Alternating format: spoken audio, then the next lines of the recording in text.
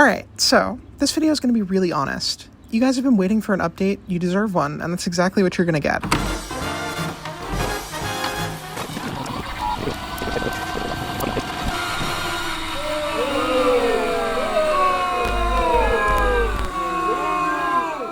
I'm not going to candy coat it. Take Cover Now was supposed to be out a long time ago, and to put it flatly, we've really lost the plot here. Undoubtedly, some of you have been wondering what's been going on, if the game or even the studio are dead, or if we'll ever have any meaningful updates about anything.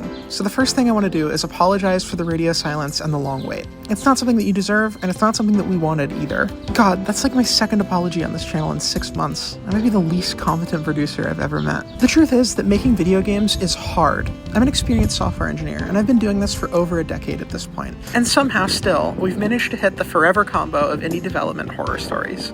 Scope creep, burnout, version control issues, technical compatibility problems, life chaos, you name it, something like it has happened on this project. My life in particular has been a complete disaster.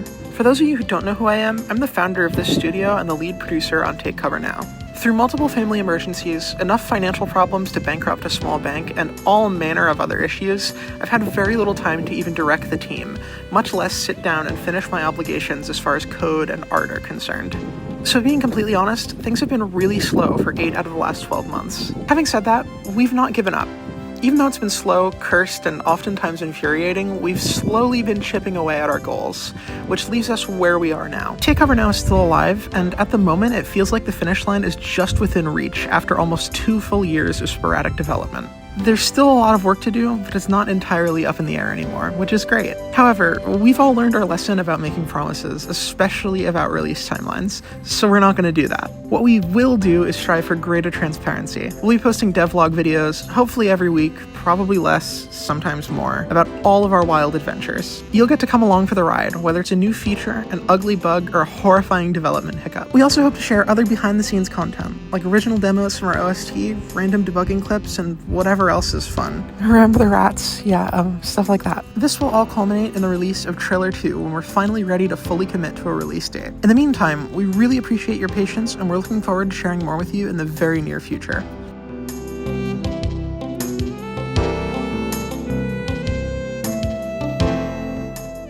This is kind of a brand new fucking cars, man. Oh my god. Ugh, I'm literally filming this on the front porch because I don't have anywhere else to record it. This entire thing is kind of a new off-the-cuff idea, so we don't have an especially large amount of content to share at the moment, but it kind of felt incomplete without giving a little peek into what we've actually been doing. This week was the first week in a while that we've all been able to sit down and take stock of everything, now that life has calmed down a little bit. I called it a feasibility study, but in reality it was more of a verify the files still exist and the game still boots type of situation. We had a little scare when my own anti-piracy code prevented me from booting the game, but I figured it out after about 10 seconds of losing my mind. Don't judge me, please!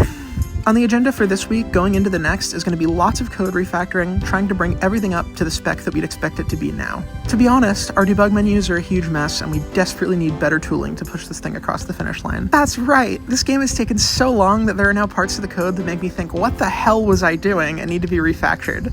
True professionalism.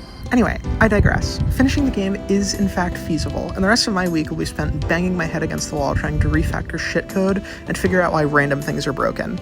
After that, we have a super long list of features to refresh, polish, or finish, but that's a topic for the next episode. So that's where we're at.